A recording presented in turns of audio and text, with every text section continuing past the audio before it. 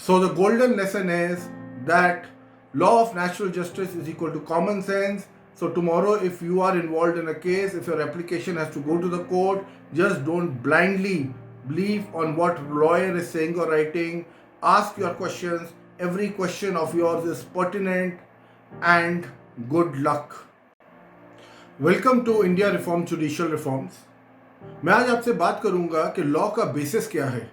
बहुत बारी हमें लगता है कि लॉ बहुत ही कॉम्प्लिकेटेड चीज़ है, इसमें इतने सारे सेक्शंस हैं, इसमें इतने सारी अंडरस्टैंडिंग या लर्निंग करनी पड़ती है कि वो हमारे बस की नहीं है। और वो सिर्फ एक सो कॉल्ड जो जजेस इन वकीलों को कहते हैं लर्नर्ड लॉयर्स, लर्नर्ड वकील और माई लॉर्ड और डेमी गॉड्स को ही समझ आ सकता है। और ये सबसे बड़ा भ्रम है। हाँ जी, ये सबसे बड़ा भ्रम है।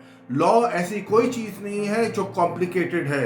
Over a period of time इसको कॉम्प्लिकेटेड बनाया गया है क्रिमिनल्स को बचाने के लिए, वकीलों की पॉकेट गर्म करने के लिए और जजेस को इम्पोर्टेंस देने के लिए और कहीं ना कहीं करप्शन इंस्यू करने के लिए।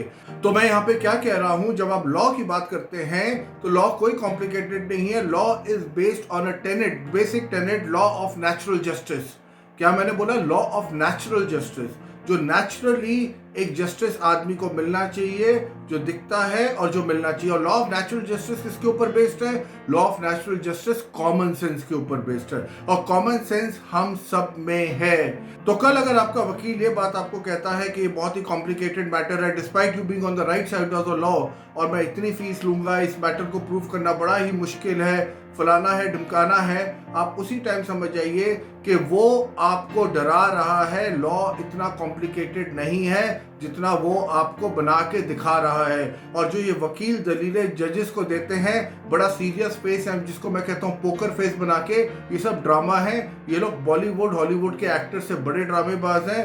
ये लोग बातें बहुत बेसिक करते हैं, पर उसको इस तरह घुमा फिरा के करते हैं जैसे लगे कि बड़ी ही इंटेलिजेंट बात कर रहे हैं। ऑलवेज रिमेंबर, मैंने पहले भी बोला हुआ है, जो ये वकील हैं ये बेसिक ग्रेजुएट्स होते हैं। लॉ जजेस जो आपके हैं ये बेसिक ग्रेजुएट्स होते हैं, इनमें कोई स्पेशलाइजेशन नहीं होती। तो मैं वापस आता हूं कि जब मैं लॉ ऑफ नेचुरल जस्टिस और कॉमन सेंस की बात करता हूं, तो मैं आपको यहाँ पे ये कह रहा हूं और बहुत इंपॉर्टेंट बात कह रहा हूं कि tomorrow when you are on the right side of the law, वकील को अपनी एप्लीकेशन ब्लाइंडली मत बनाने दीजिए, क्योंकि अगर आप लॉ के राइट साइड पे हैं तो सारे एविडेंस, सारी चीज़ें पर से वैसे ही कोर्ट के सामने प्रोड्यूस करिए, और जो आपकी कॉमन सेंस कहती है उसको भी इनकॉर्पोरेट करवाइए। अगर आप वकीलों के चक्कर में सिर्फ ही पड़े रहेंगे तो जो कॉमन सेंस वाली चीज़ें हैं वो इनकॉर्पोरेट नहीं होंगी और वो कल आपको बैकफायर होंगी।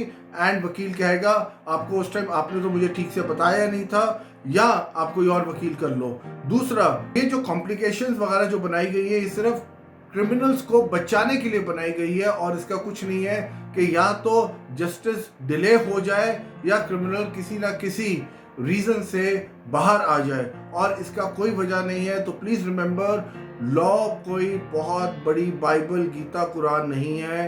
It is basically your common sense. Common sense आप सब में है। आप जो वकीलों से सवाल पूछते हैं वो आप पूछते रहिए। वकील आपको कहेगा नहीं नहीं ऐसे नहीं होता, ऐसे नहीं होता। वो वकील को भी पता है आपका सवाल ठीक है, पर वो आपको इसलिए जवाब नहीं दे रहा। अगर वो आपको जवाब दे देगा तो आपको समझ आ जाएगा कि आपका केस जीतने लायक है। और कोई भी वकील को अपने ऊपर इतना कॉन्फिडेंस नहीं होता कि पता नहीं मैं ये वाला केस चाहे ठीक है वो जीत पाऊंगा कि नहीं पाऊंगा, क्योंकि सामने वाली पार्टी क्या कैसे चीज़ों को रखती है, मैनिपुलेट करती है।